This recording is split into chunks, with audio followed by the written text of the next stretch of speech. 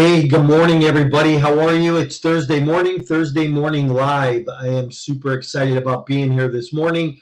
Are you alive, alert, awake, and full of energy this morning, ready to rock and roll in your day? I always talk about this time of year being the time of year for planning, right? Starting to get ready. Take a look at what we did in the past year, the past few months.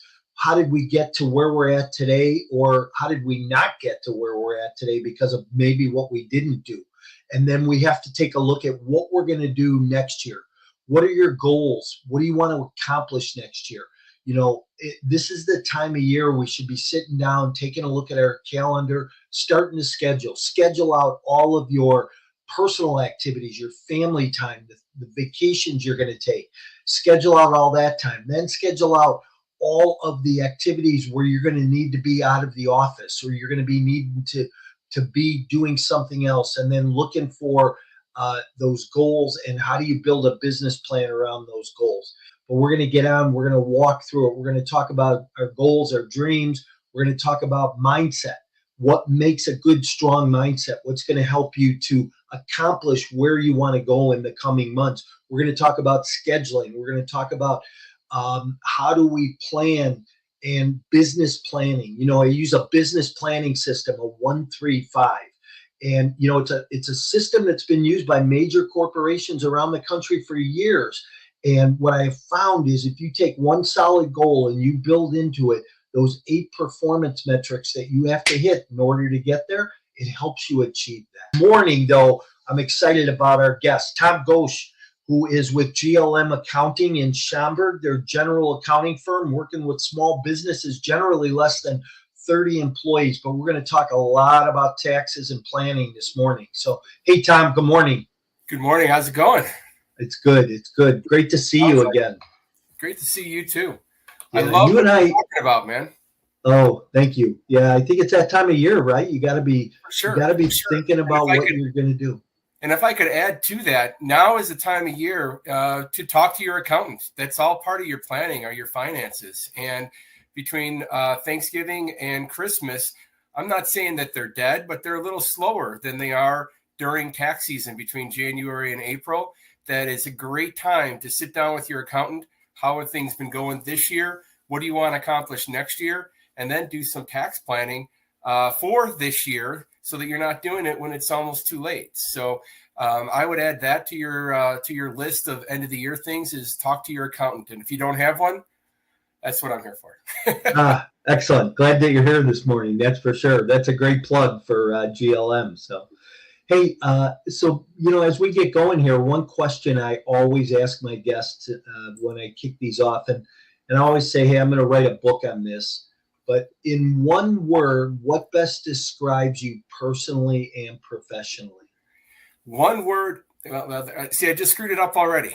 See how I'm already messing up. This is going to be the longest half hour or so of your life. So the one word is connector. I think throughout the years, what I found is that when you connect, two people together, you're always remembered. If you're connecting them in a good way, you could work, you have the same type of clients, you should have a conversation and see how you could share those clients. You have a potential referral for somebody, being able to connect people and doing it in a fun way, an easy way so that two people can get together. I love just being a connector. Yeah, that's awesome. And it's interesting in what you do, what I do, we have to be connected, right? It's business building, it's relationship building. It's, I learned this a long time ago. So I met a guy years ago, and this was my first experience around it. And, I'm kind of green behind the ears and getting into the world of networking.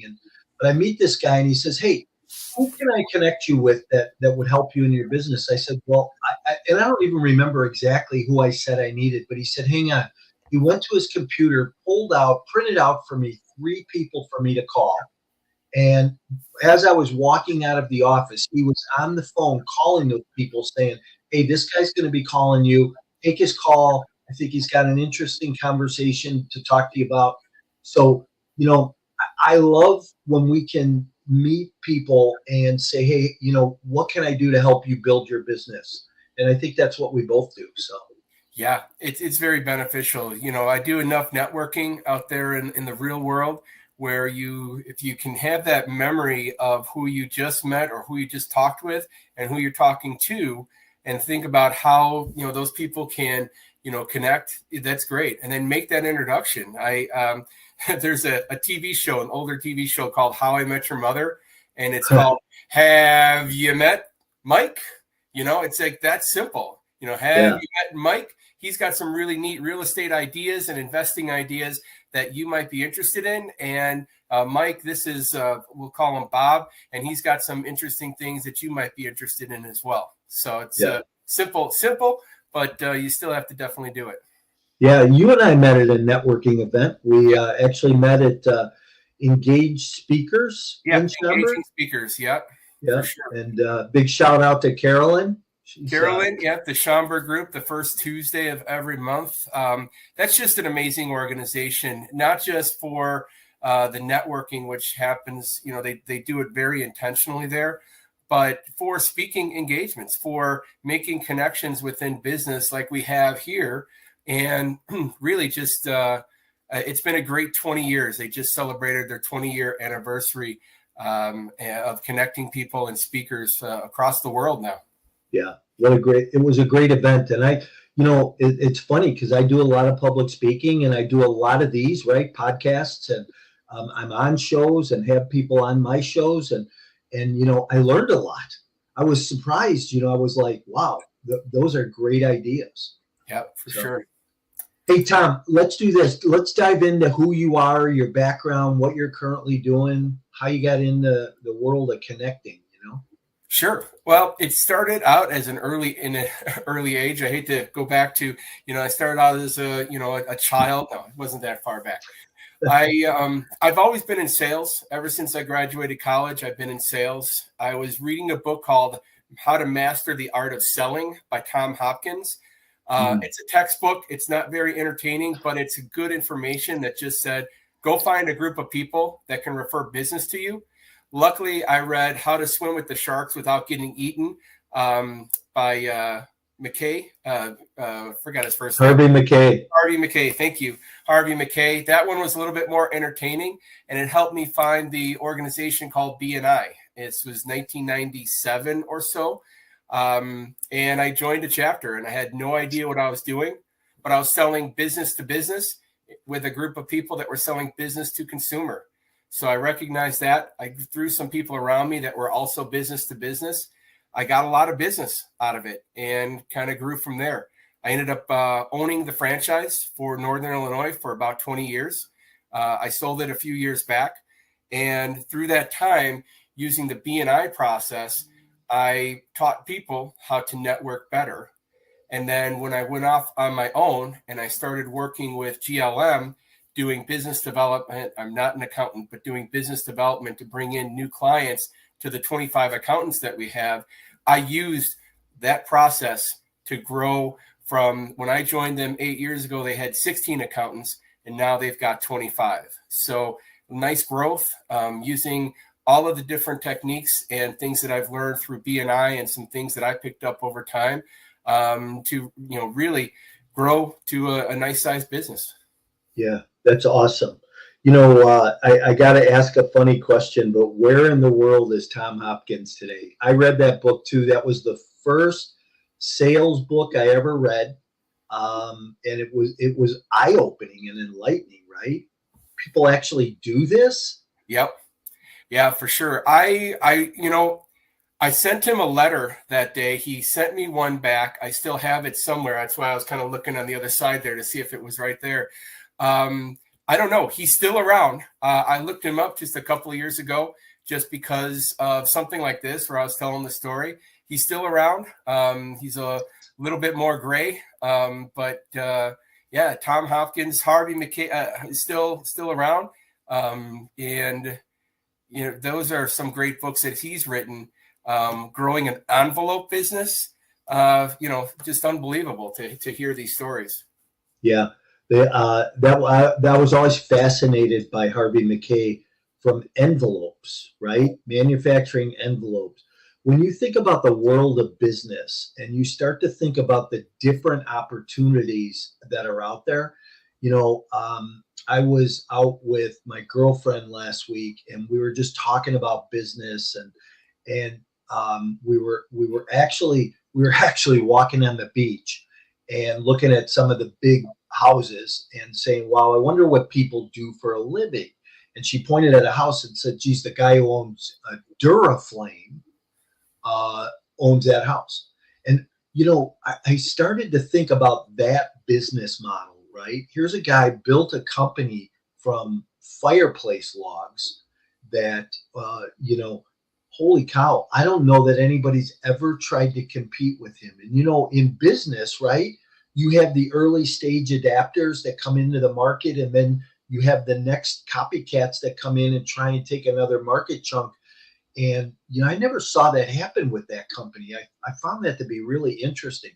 And, Harvey McKay, man, he made a fortune manufacturing envelopes. If you're going to do one thing, you may as well do it right. I think the Duraflame guy saw sawdust and saw an opportunity.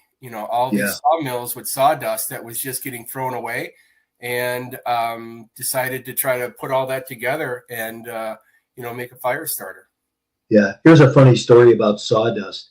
I was in this a number of years ago. I was in Coos Bay, Oregon, Okay. and there was a ship in the port, and this ship in the port had a mountain of sawdust on it. And I asked the guy I was with, I said, hey, what are they doing with that? He goes, oh, they ship it across the ocean to China, where they manufacture it into pressboard and ship it back. I said, that's interesting to me that they would ship it all the way over there and then ship it back manufactured. He goes, it's cheaper to take it overseas, manufacture it there than it is to make it right here. Wow. Yeah. It's amazing. And that's what, when you own a business, a lot of those financial decisions help get made when you're looking at the finances, when you're looking at, forecasting what could happen if we did it this way, what could happen if we did it this way, or even if you've been doing things, on your own, pricing and stuff like that, having another set of eyes is what can help, take a business to that next level. Because you might think, shipping all this stuff overseas, it's going to cost a lot of money until you do the research and figure it out. And then, so I'm going to say that there's probably an accountant involved with that decision making, and a business owner that decided to sit down and figure out, what the unit cost is for their ideas. Yeah. Do we call those guys accountants at that level, or bean counters though? Yeah, not much of a difference, but yeah, pretty much trying to get another set of eyes on your business. It happened for the first time a couple of weeks ago. There's a small business owner that came to us. She'd been doing her own accounting because she's got a master's in accounting. She's also, got her business degree in entrepreneurism. And so she's got 3 businesses. She's been doing the accounting for all 3 businesses. And it's been completely overwhelming to her, even though she has a master's in accounting. So luckily, I had the accountant saying all the right things, and she came to us, and now we're going to do her accounting. Now, we got to have an extra special eye on this one, not that we wouldn't otherwise, but, having that master's in accounting, just having that another set of eyes, it can really help a business grow. Yeah, that's awesome. Hey, I don't mean to throw in these blatant self-promotions here, but I hopefully it's... No, that's what it's about. This is about you, Tom. This is your 20 minutes. That's all. Hey, who owns GLM? The gentleman by the name of Gallagher, Lieb, Maroney. It was originally called Gallagher, Lieb, Maroney and Associates. Many people think that the G is my last name, which I kind of like that they're thinking that. But it was started in the late 90s by 3 gentlemen. Mr. Maroney was generally more on the sales side. He was going out to get the business. So I kind of took over his territory, so to speak, when he retired. Mr. Lieb is more the tax brain. and he is only around during tax season now. So calling the thing Gallagher is a little bit difficult to do in the northwest suburbs of Chicago. So we're just keeping the GLM name and focusing on just the accounting side of things. Who was the M? Mr. Maroney. So he was the sales. Yeah, he was the sales guy. Okay. Yeah. Interesting. I thought the name was kind of familiar. I used to use an accounting firm. It used to be in Lake Zurich. Yes, they were. That happens to us all the time. They are also GLM accounting. Yeah. But their GLM stands for something different. So if you go to their website, it says we are not associated with the GLM in Schaumburg. And if you go to our website, it says we are not associated with the accounting firm in Palatine or Inverness or wherever it is. So that's fine. They have no affiliation. It just the three names stand for something different. And sometimes we get their information, so we exchange it with them. There's enough business for all of us to go around where we don't really have to, take anything from anybody else. So yeah. Isn't that funny? In the world of business, there is so much opportunity out there. Oh yeah. If you take a look at the different types of businesses that are out there, and who runs different businesses, there is a lot of opportunity out there for people to go and be successful. And no matter what industry you're in or what you're doing, it's just a matter of cutting your teeth in the door. Look at the insurance business. Sure. Yeah, it seems like every time you go to a networking event, every third person is in insurance or financial services, and they all seem to be doing well. Yeah. So it's tax planning time. We're coming into tax season. What should people be preparing, or how should they be preparing today for getting ready to start to see you guys or their accountant? Yeah, as I said right in the beginning, is see your accountant early. Try to get in as early as possible. Once after the first of the year, right around the end of January, they're tough to get. They're tough to get in front of. They're working on tax returns from people that they've met now or even in October. So between now and then, if things, if you have an hour or two to get with your accountant, that's the main thing that I would recommend. I personally am not an accountant, and I don't have any specific things that you should look for. As much as I would hope that accounting was black and white, there's a lot of gray area. So go to your accountant, tell the person, this is what I'm looking to do. This is what I'm looking to, do by this strategy. How can I do that without any red flags, without any, knocks on the door from guys with, sunglasses and a badge? So, talk to your accountant about what you're trying to do, and they will figure it out and get it done. Or they might tell you, nope, sorry, can't do that. Or right. So that's probably my biggest recommendation right there. So here's a question for you. And, if you're a small business owner today and you're not super happy with your accountant that you're currently using and you want to look around for somebody new, what are some of the questions, a couple of the top questions that somebody should be asking a new accountant about, service and Sure. helping them? The first thing I would say is, if you're not happy with your accountant, think about why. Is it because they're not getting back to you? Is it because they're not contacting you first with different things? What are some of the things that you're not happy with? And then have a conversation with your current accountant. In some cases, people have used their tax accountant for their business, regular business accounting. And those are really two different areas within accounting. So your tax accountant doesn't want to, do your profit and loss statement of your business and enter in your QuickBooks and things like that. So maybe you're asking your accountant to do something that they're not really excited about doing.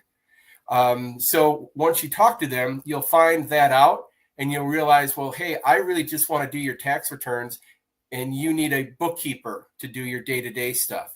and then the bookkeeper can do that. They're more readily available for your questions, and then the bookkeeper gives the information to the accountant. So there's one thing that you could do without having to switch. Switching accountants is very difficult. Even when they're unhappy, they know your business. They've done your tax returns. They know the ins and outs. That turning it over to somebody else, we can review tax returns. We can get an idea of what the other person was doing, but having that conversation and making sure that they're doing what they love to do for you. If that's the case and you need some help, that's where we come in. We have bookkeepers that just do the bookkeeping, and we can work with your current tax accountant. If you want to switch it all over to us, we do have a nice system of onboarding to make sure that it's as seamless as possible. But then we want to make sure that that open lines of communication is there so that you're not switching again in 2 years because you're not telling us what you want and we're not providing it, because as good as we are, we can't read your mind. Yeah, I think that switchover thing is a big deal. Yeah. I'm in the real estate space, and I know you guys do a little bit of real estate where you're at.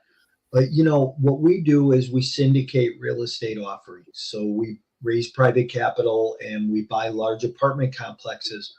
Well, we had an accountant first year on one of our deals that, boy, we just were not happy with it all. So we switched the next year, and again, we weren't happy. And we weren't happy because of the length of time it took for the new accountant to get caught up. So we went back, we had a conversation with the new accountant, and they kind of assured us now that, hey, it's not going to be like that moving forward. It'll be different this year because now we have our arms around it. And I think a lot of times, I see that happen. I've heard of that happen, especially in my space, because there's so many moving parts in what we do as real estate syndicators. Yep. It takes at least 6 months to get into the swing of things. And that's not even including the ramping up before that, taking all that old information and getting it in there. It's at least 6 months of back and forth between the client and the accountant on how they're going to transmit information back and forth. Back in the old days, it was an envelope. The accountant would come out, they'd bring an envelope back from what they just put into, their QuickBooks or whatever it was at the time. They'd pick up the envelope of receipts and they'd go back to the office, enter it all in, come back with that envelope, pick up the next envelope. You don't have to do that now. There's smart vaults, there's emails, there's all kinds of different ways that we can get that information. And now with QuickBooks Online, it's real time, being in there. So it still takes a long time, even though the information is more instantaneous. And it really comes down to communication. Hey, we're not sure how long this is going to take to do until we know how long it takes for us to do it. Right. And we can spend all kinds of time beforehand talking about, what it is that you want to do. And then all of a sudden we're partway through it and the client will say something like, oh, and also I need you to. And, all of a sudden there's 3 or 4 more hours of work right there. So open communication. Your accountant is probably your most trusted advisor. They know your business. They know your finances. They know what you can do. And in most cases, they've got other clients in the same industry. So they understand the industry. They're not in your industry. They're not there to make a decision. Should you go this way or that way?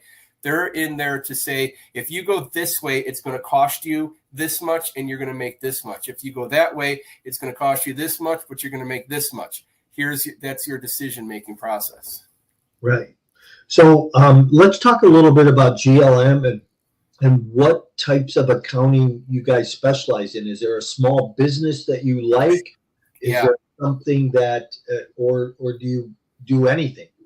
It's a little bit of all of it. So as you mentioned, and as I mentioned, getting to have a client go from a different accounting firm to ours is very difficult. It's a difficult decision. It's a difficult process. So when I came on board, I thought it might be best if we went after, as new clients, people that were doing their own accounting, and it just bogs them down. So it's 8 o'clock at night that just put the kids to bed, and now they're going to sit down and do 4 hours of entering into QuickBooks. So we really started working on that, and then we grew with them. So our first client 8 years ago had 2 employees. They now have 15 employees. We were doing their work quarterly. Now we do their work monthly and meet with them monthly as they're growing. So it's nice because then we become their first and only accountant, and then they never want to switch. So it works out great.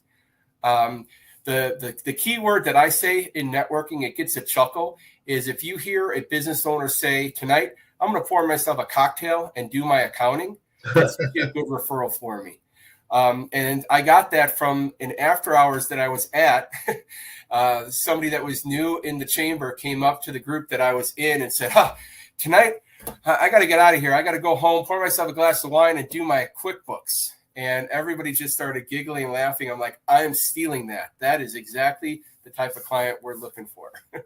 Yeah, that's awesome.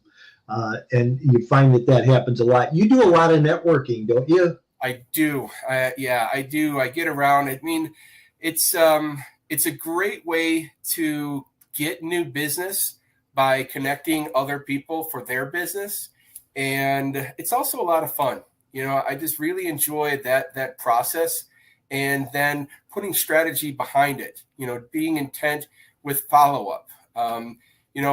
We exchanged cards, and it just was a quick follow-up. We had a Zoom, and now we're on a podcast. All this happened within 1 month. Right. That doesn't happen when you're making cold calls or if you're, working off of a list. Yeah, that's for sure. Well, listen, it's been great this morning. Any last thoughts? I can't believe how fast the time goes sometimes, any last thoughts that somebody might want to think about? I think we covered a lot of it. If you're growing your business, focus on growing your business. Focus on process to get your products out the door, even if it's you are the product. Focus on that part of it and find experts that can help you with the nitty-gritty details. It might seem expensive at first, but once you start to recognize what your time is worth and then how much you're paying somebody to do it, and they're going to do it in less time and do it more correctly, I'm not a grammar guy, then it'll definitely pay off in the long run. And that has to do with accounting. It has to do with, drawing up your contracts or doing any type of pricing or, just, putting a process together to, manufacture a small item. Yeah.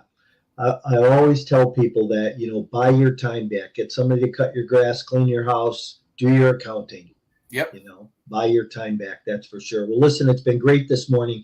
Hey, let me ask you real quick. What's the best book you've ever read? The best book, it has to be Swim with the Sharks Without Getting Eaten by Harvey McKay. I recently refound a book by Mike Shanahan, the head coach of the Denver Broncos. He wrote a book after the Denver Broncos won 2 Super Bowls, and he talked about how to structure your business, and he used his examples for changing the attitude of the Denver Broncos. And I used a lot of that in growing the B&I business, and I used a lot of that in starting business. It's a harder to find book, but it's probably one of my favorites. Wow, interesting. Very cool. Hey, how do people get a hold of you, Tom? Well, you got the email scrolling across the bottom, and that leads to the website, which is GoGLM.com, not affiliated with the one in Palatine. And then my number, if you want, is 630-675-8971, or get out to a networking event in Schaumburg or Elk Grove with the GOA, or engaging speakers, or the ACA Business Club, or the Rotary Club. I've got my Rotary pin on of Schaumburg Hoffman Estates. And you'll see me. Say you saw me here, and I'll definitely introduce you around. Thank you. I appreciate it. And hey, I'll just throw this at you too. And I love this Thursday morning show. It's just a quick little snippet of business, entrepreneurs, doesn't matter what industry. if you know anybody that might benefit from this 30 minutes on a Thursday morning, I'd love that referral. That'd be great. Because if I can build into somebody's business and give them a little bit exposure, let's talk about that. Let's talk about being an entrepreneur and a business owner. Hey, thanks for being here. I hope you have a great holiday season. Thanks for having me. Enjoy family